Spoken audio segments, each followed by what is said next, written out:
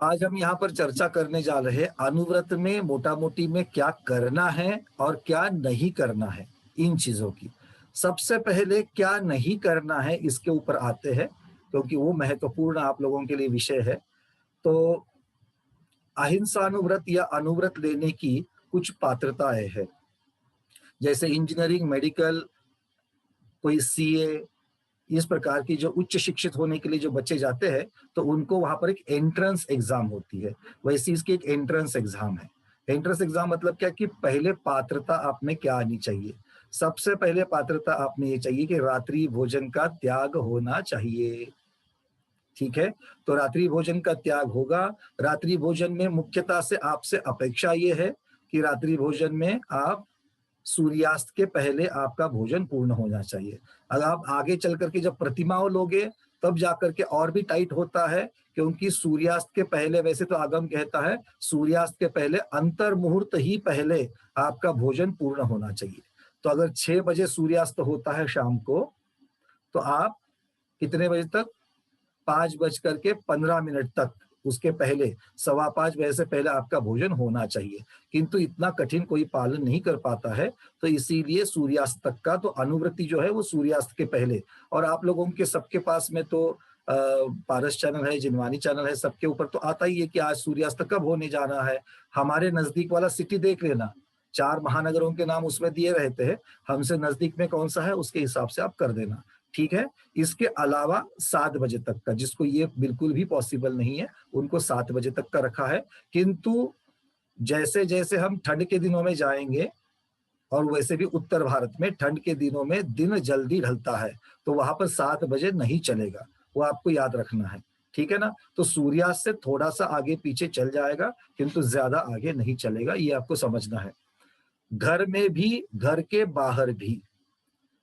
बाहर भी इसकी छूट नहीं है। किसी भी कार्य से आप घर के बाहर जा रहे हो, अनुव्रत ये आजन्म लिए जाते हैं, इसलिए घर के बाहर भी इन सब चीज़ों की जो है वो छूट नहीं है। आ गई बात सबके समझ में? हाँ, ये पहली बात हमने बता दी। अब हो सकता है कि कभी-कभी इसमें जाकर के कभी इसमें कोई मिस्टेक हो जाएगी, एक आध दिन में कहीं प्रवास में है, जहाँ पर गंतव्य में जाना था वहाँ पर पहुँच नहीं पाए, थोड़ा-सा लेट हो गया। लेट हो गया तो जाकर के बहुत ही लेट हो गया है, तो आपको उस दिन भोजन छोड़ना पड़ेगा, ये आपकी अपेक्षा है, ठीक है? किंतु कोई बीमारी है, डायबिटीज़ जैसी वगैरह चीज़ें हैं, उसके लिए नहीं अनिवार्य है भोजन करना, तो आपने वहाँ पर जाकर के भोजन किया, चलेगा। उसके लिए फिर आकर के माताजी से प्रायश्चित लेना है।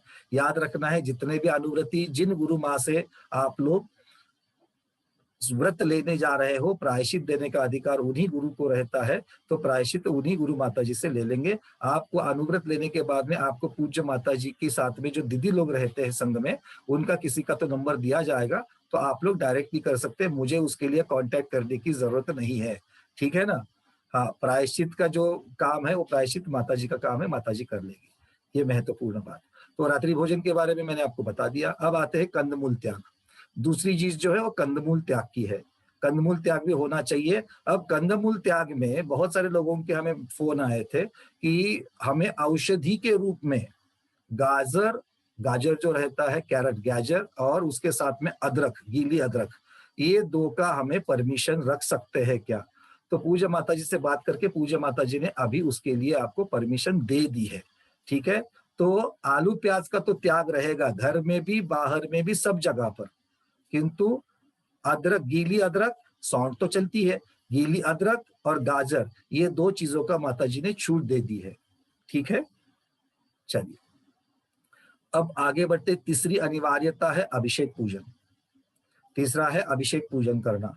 तो आप घर में जब तक हो तब तक तो पूजन होती ही होती है, मंदिर जब खुले रहते हैं तब अभिषेक करना ही करना है। तो अभिषेक पूजन करना इसके लिए अनिवार्य है। कभी-कभी अगर मान लो कहीं पर ट्रैवल में हो, कहीं जा रहे हो या लॉकडाउन में मंदिर ही बंद है, तो अपने घर में जिनवानी माँ का सामने रख कर के, किताब रख कर के, ग्रंथ रख कर के आप उसकी पूजन कर सकते हो। कभी ऐसा भी प्रसंग आ सकता है कि अष्टद्रव्य से पूजन नहीं होगी। कभी मान लो ट्रेन से जा रहे हो या फिर ऐसी परिस्थिति बनती है कि हॉस्पिटल में ही हो, किसी चीज़ के लिए हो, अपॉइंटमेंट ही सुबह की थी, तो आप दोपहर में आकर भी पूजन पूर्ण कर सकते हो, किंतु पूजन करने का चांस ही नहीं मिला। तो वहाँ पर क्या करेंगे? तो ऐसी जगह पर आप चालीसा, स्तोत्र इत्यादि जो भाव पूजा मानी गई है, वो भाव पूजा करेंगे। ठीक है। और अगर ऐसी परिस्थिति बनती कि वो भी नहीं हो गई, अब मान लो किसी का ऑपरेशन है, ऑपरेशन के समय में मान लो आपको सुबह एनेस्थीसिया दे दिया, भूल दे दी, और भूल अगर मान लो सुबह से शाम तक निकली नहीं, आप आईसीयू में हो, कुछ मालूम ही नहीं कि कैसे आपको, बिल्कुल ऐसी परिस्थिति बन सकती है किसी किसी की, ठीक है ना। तो ऐसे चीजों में कोई बात नहीं है, जब आप हॉस्पिटल से घर आ जाओगे तो उसके बाद में माताजी से प्रायश्चित ले लेना, ठीक है ना। माताजी हमारी बड़ी करुणामयी है, करुणा बिल्कुल दयालु है। प्रायश्चित मतलब ऐसा लगता ही नहीं कि प्रायश्चित है करके कोई, ठीक है ना। तो बिल्कुल घबराना नहीं और अपने व्रतों को धारण करना, किंतु इमरजेंसी में ही होना चाहिए। इससे अगर उल्टा हो जाएगा कि नहीं नहीं ठीक है, चलता है, छूट है बाहर की और जाकर के प्रायश्चित ले लेंगे, इस भावना से करोगे तो उसे अनुव्रत नहीं माना जाएगा। अपने मन में पहले गांठ बांध लो, ठीक है ना, क्योंकि माता जी बहुत पक्की है इन चीजों की। तो व्रत बढ़िया से अगर निभा सकते हो उसी तरीके से कर लेना, ठीक है। अब चलते हैं आगे। तो ये 3 अनिवार्य चीजें आपको बताई गई, अभिषेक पूजन, आलू प्याज का त्याग और रात्रि भोजन का त्याग। ये 3 चीजें आपको करनी ही करनी है, ठीक है। इसके साथ में और एक चीज आपको जाननी है कि बहुत सारे लोगों के ये भी प्रश्न आए थे कि जो लेडीज के मासिक धर्म की बात है, तो मासिक धर्म में छूताछूत तो पालन करना चाहिए, ठीक है ना। किंतु कोई कोई पालन नहीं करते हैं, बहुत जगह पर होता है कि नई नई जिस प्रकार से किस घर से लोग आते हैं, बहुएं आती है, बेटियां जहां जाती है, या फिर आजकल के आधुनिक विचार के रहते हैं तो नहीं पालन करते हैं। तो ये अनुव्रति के लिए नहीं चलेगा, त्रिकाल नहीं चलेगा। माता जी ने बहुत जोर दे करके बता दिया है ये कि हम इसकी आज्ञा नहीं देते। वैसे भी किसी के अनुव्रत नहीं है तो भी छूताछूत का नहीं खाना चाहिए, किंतु अनुव्रति को तो छूताछूत का खाना ही नहीं होगा, ठीक है। हमने पूछा माता जी फिर क्या करेंगे जो बाहर खाना खाते हैं, मान लो कहीं बाहर, तो बाहर की खाने की छूट है। बाहर कौन सा खाना? बाहर जो जैन भोजन रहता है बिना आलू प्याज का, वो आप मर्यादा के समय के अंदर आप खा सकते हो। बाहर के भोजन की छूट है, बाहर के भोजन का कोई त्याग नहीं है। बाहर आप होटल का भी खा सकते हो, अनुव्रत में इतने सारी टाइट नहीं है, तो अनुव्रत में बाहर का भोजन कर सकते हो बिना आलू प्याज का, ये ध्यान रखना, ठीक है। और वहां पर छूताछूत आपके सामने तो नहीं हुई है, जहां पर आपको मालूम है कि यहाँ पर छूताछूत हुई है उसका खाना आपको नहीं चलेगा, माता जी उसकी परमिशन नहीं देती है। जिनकी ये चीजें नहीं पल सकती है कि भैया हमारे यहाँ पर ऐसी मतलब बनेगी ही नहीं व्यवस्था ऐसी, तो माता जी बोलती कि भाई ठीक है आपका, मैं बोला कि उसके लिए कोई प्रायश्चित माता जी फिर आप दे सकते हो क्या किसी की यहाँ पर? तो बात वही निकली, मतलब जो मालूम है कि दोष होने वाला है पहले से ही 4-4 महीना 8-8 महीने, किसी क्या हो सकता है कि भाई कोई 4 महीना अपने बच्चों के यहाँ पर अमेरिका चला जाए और वहां पर ये व्यवस्था ना बने, तो वो फिर वो समझ करके 4 महीने में 4 बार और 3-3 दिन 12-15 दिन तो ये हो ही जाएगा। तो इस प्रकार से पहले से मालूम होते हुए इस प्रकार के दोष नहीं लगाना चाहिए। फिर भी आपने अनुव्रत लेने के बाद में ऐसे दोष अगर कहीं होते हैं तो उसका प्रायश्चित ले सकते हैं। पहले से मालूम होते हुए आपको नहीं करना, माता जी इसकी परमिशन नहीं देती है। सब लोग ध्यान रखिए इस चीज को, ठीक है। सबको समझ में आ रही बात है मेरी? कठिन तो नहीं लग रहा है? हाँ, छूताछूत वाला जो है वो नहीं खाना है। दूसरी बात, अनुव्रति जो है वो दूसरों के जो पातक सूतक पातक रहते हैं, तो ये तो अशुद्धि की बात तो कही गई, कौन सी वाली? जो मासिक धर्म वाली है। और जो सूतक पातक वाली होती है उसमें भी आपको ध्यान रखना है, गलती से हो जाए, बहुत नजदीक के है, ये इतना टाइट वाला नियम नहीं है, फिर भी आप उससे बचना चाहिए। आगे चल करके धीरे धीरे उनको भी आपको छोड़ना चाहिए, ठीक है। बात समझ में आ गई सब लोगों को? हाँ, तो ये अनिवार्य बातें जो है इनके बारे में मैंने आपको बता दिया। अब आती है बात और एक अहिंसा अनुव्रत से जुड़ी हुई बात है, वो है संकल्पी हिंसा की। संकल्पी हिंसा में त्रस्त जीवों की संकल्पी हिंसा का त्याग आप लोग करने जा रहे हो, तो उसमें मुख्यतः से प्रॉब्लम आती है मॉस्किटो रिपेलेंट्स जैसे होते हैं, जैसे किसी को कॉकरोच मारने हैं, मच्छर मारने की दवा है, या फिर मान लो कि और भी घर में कोई छिपकलियां वगैरह हो जाती, तो पेस्ट कंट्रोल करना है कि नहीं कर सकते हैं, इसकी बात चल रही थी। और कहीं कहीं ऐसी बात हो रही थी कि घर में बुजुर्ग दंपत्ति है ना, पति पत्नी बुजुर्ग है, बच्चे अपने साथ नहीं रहते हैं, अब उनके घर में अगर हो जाए तो पेस्ट कंट्रोल करवाना पड़ता है, तो उसमें क्या करें? तो माता जी ने सीधा इसके बारे में बता दिया है, ये आपके अनुव्रत के आड़ आता है। इसमें आपको एक ध्यान रखना है, एक छूट यहाँ पर किस चीज की है। आप ऐसे चीजों का इस्तेमाल करें जिससे मच्छर भाग जाए, जिससे छिपकलियां भाग जाए, जिससे कॉकरोच भाग जाए, जिससे चूहे भाग जाए, वो मरे नहीं। ऐसे दोनों प्रकार की चीजें मार्केट में आती है, आपको सोच समझ करके ऐसी चीजों का इस्तेमाल करना है। ठीक है? जिन्होंने जिन्होंने इसके जो प्रश्न भेजे थे वो लोग ध्यान से सुने। जैसे मान लो मॉस्किटो, ऐसी भी चीजें आती है जिसे मॉस्किटो रिपेलेंट कहते हैं। तो मॉस्किटो को भगाने वाली, मच्छर को भगाने वाली आप लगा सकते हो, किंतु मच्छर को मारने वाली नहीं होना चाहिए। ठीक है? अब भगाने वाली में अगर कोई मर जाए तो प्रतिक्रमण के बाद में उसका ये लगा देना और अगली बार से उसको नहीं यूज करना। आ रही कि नहीं बात समझ? सबके चेहरे पर हवाइयां उड़ रही, मैं समझ सकता हूँ, बट ये बातें महत्वपूर्ण है। हमें धर्म के अनुकूल होना है। धर्म हम अपने जैसा चाहिए वैसा अपनी आधुनिकता के साथ में मोड़ नहीं सकते, या फिर अपनी प्रॉब्लम्स के लिए मोड़ नहीं सकते हैं। ये माता जी ने अधोरेखित लाइन कर ली, अंडरलाइन कर ली। फिर भी मैं तो ये कहूंगा कि इसमें माता जी ने बहुत सारी, जैसे अदरक और जो गाजर वगैरह की जो छूट दी है, बड़ी छूट माता जी ने दे दी है इस सब चीजों के लिए, क्योंकि औषधि के रूप में बहुत जगह पर अभी भी उसका उपयोग होता है। तो खैर, मैंने आपको बहुत सारी चीजें बताई है। रात्रि भोजन का त्याग, ठीक है? सूर्यास्त तक आपको टारगेट रखना है, ज्यादा से ज्यादा 7 बजे तक, जहां दिन रहते हैं, और जैसे ही ठंड के दिनों में जाएंगे और पीछे पीछे आपको आना है।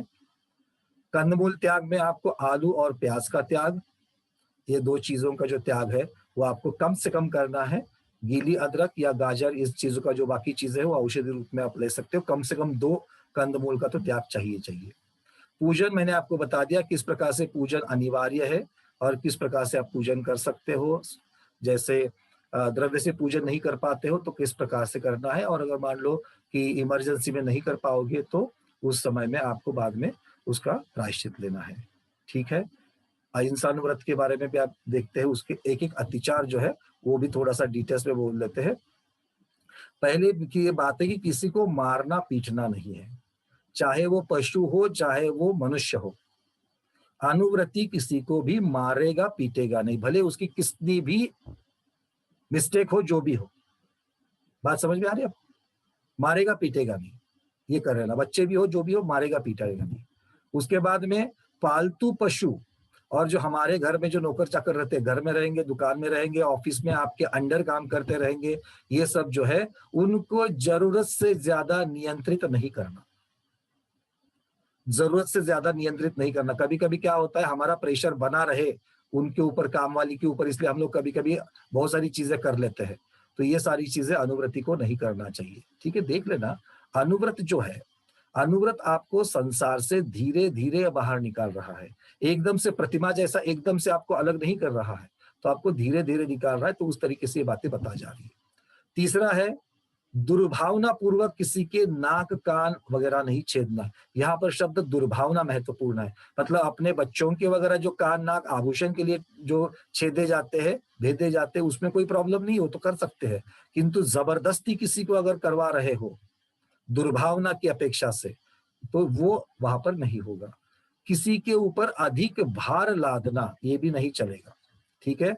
भले आपके घर में कितने भी ज्यादा लोग आए हो, मेहमान आए हो, अगर आपको दिखता है कि एक व्यक्ति के काम, बस का काम नहीं इतने सारे बर्तन धोना, एक व्यक्ति के काम, हाँ, बस का काम नहीं इतने सारे कपड़े धोना, तो आप उस एक व्यक्ति को उतना काम नहीं दोगे।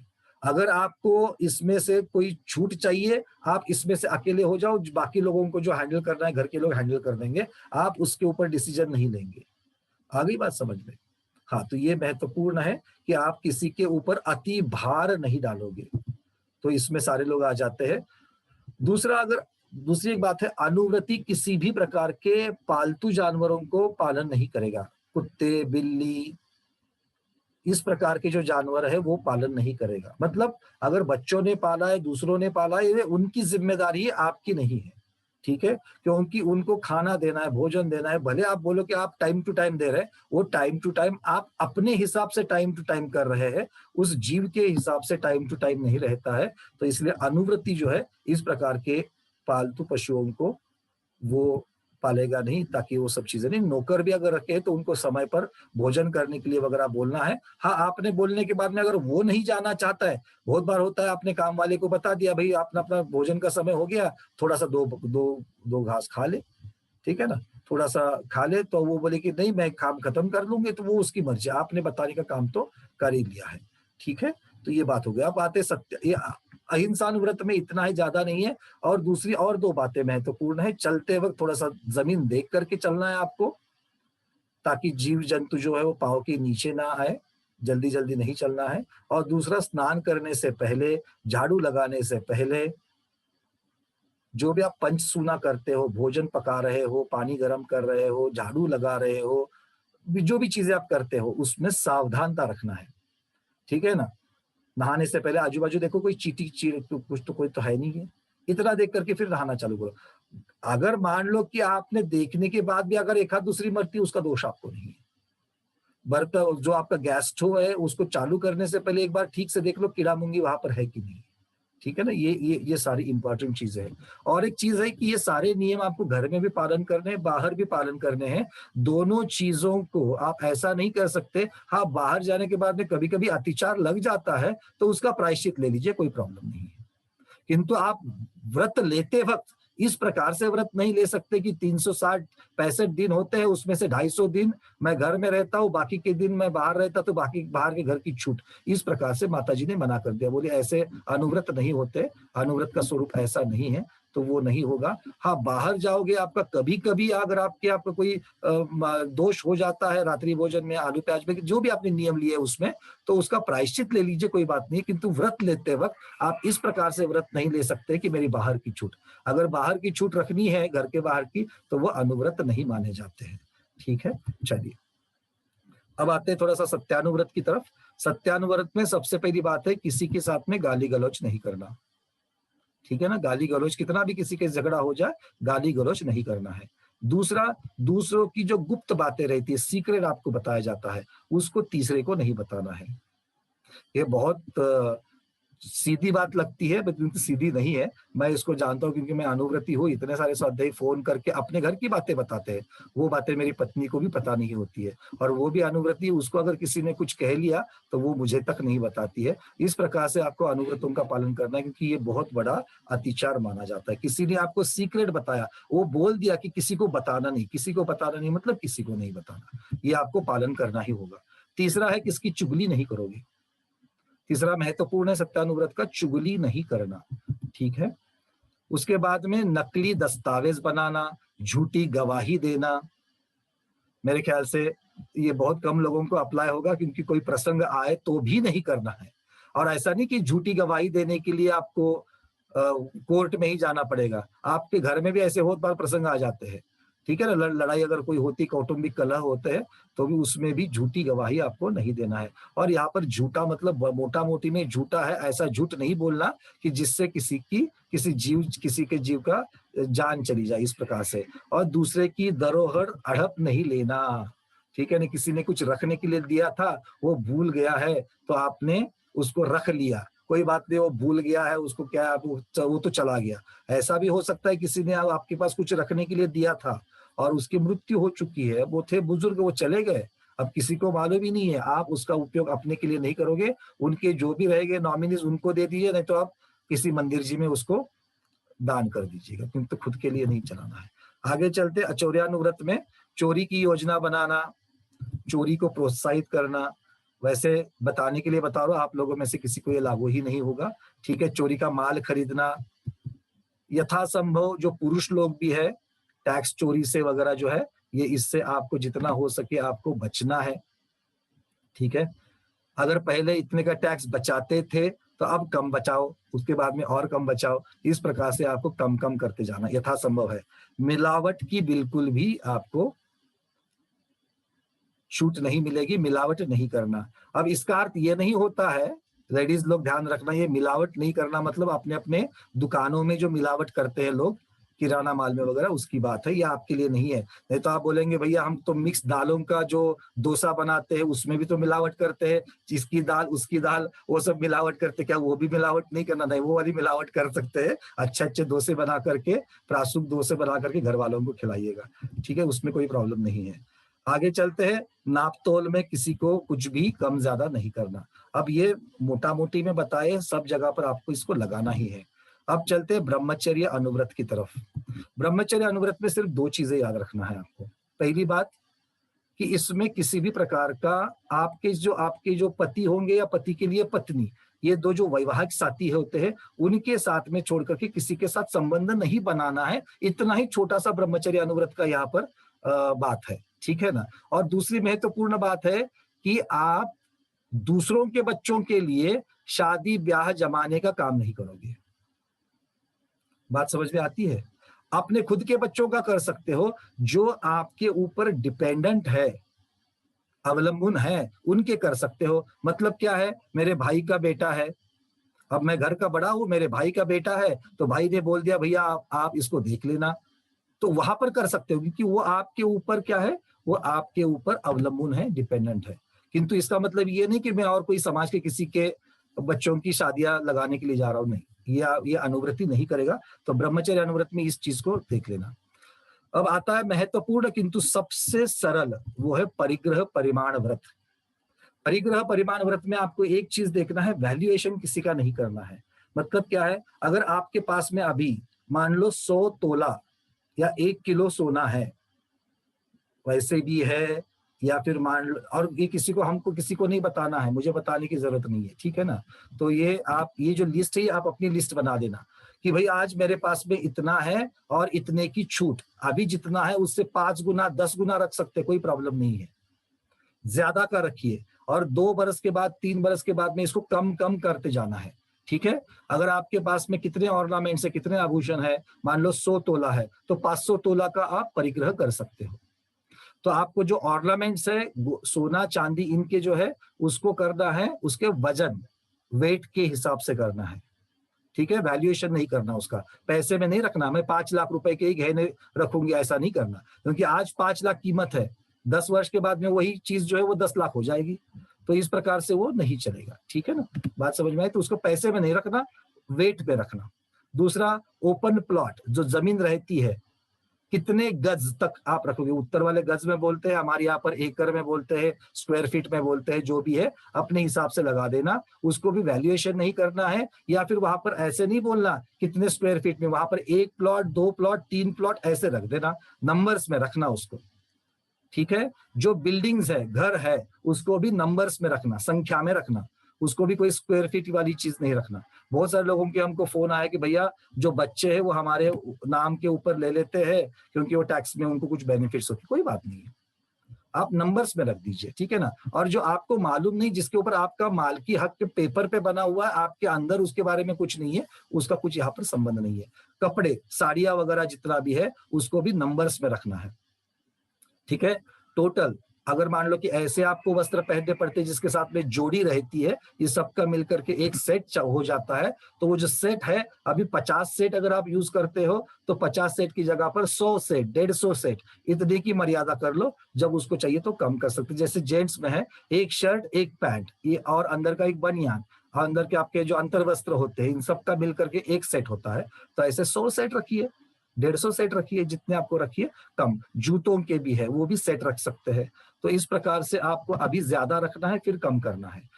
पैसे की बात कहां पर आएगी, एफडी, जो फिक्स डिपॉजिट्स रहते हैं, ठीक है, उसका 50 गुना रख दो, अभी जितने की उसके 50 गुना रख दो, चल सकता है जितना भी आपका है।